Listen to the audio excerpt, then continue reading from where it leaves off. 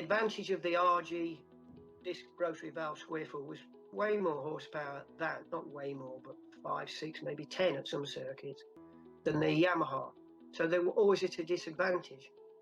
So as long as we had reliability, I, in my mind, thought this will be Suzuki's first world championship. Although the machine was very underdeveloped,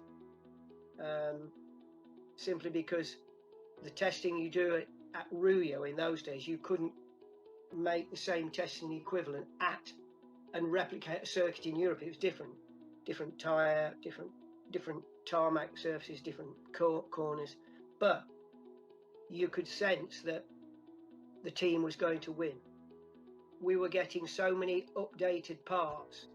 Sometimes they didn't work because they were so quick. There was only a very small number of engineers back in Japan. They would send them, and when we got them and put them on the machine, it didn't make any improvement. In fact, the rider would say that didn't work because we weren't at that time testing prior to the Grand Prix. The calendar was so full. We would arrive at, say, Assen and then put the parts on for maybe untimed practice start.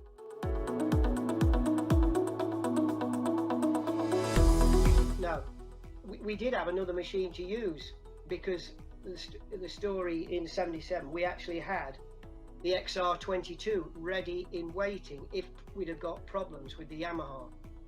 Suzuki had been so clever, but in '77, the new engine design with the cassette gearbox, the side-loading gearbox, the new smaller engine was already done, already completed, a whole machine.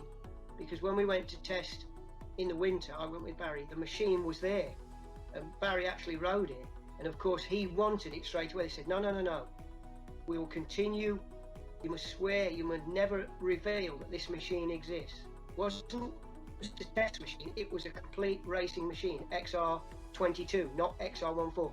Everything that we'd been asking for. When we went to Venezuela, they asked us if the Yamaha is very competitive, then after Venezuela, the first European Grand Prix, the XR14 would be there.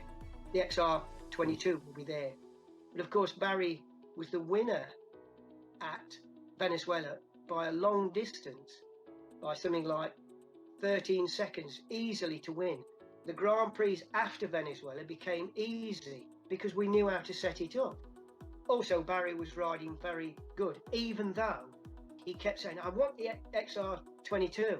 The XR22 never came out until the following year, but it was always there. Suzuki was so clever to have one machine jump in front of Yamaha.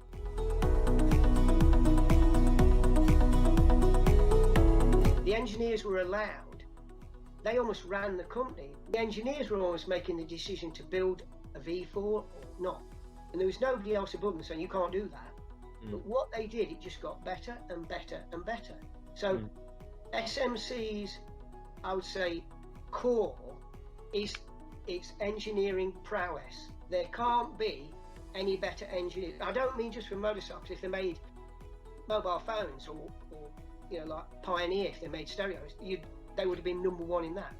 I say that because I was told it by a Japanese guy who certainly knew it, who was nothing to do with motorcycles, by a Japanese diplomat on an aeroplane flying. I just listened to what he said, and then it sank in a little bit, and then more than a little bit, and then I go, you're right, they were the best engineers that guided SMC all through that critical period, because they literally could have bankrupted the company and just gone in, dissolved. Like some of them, like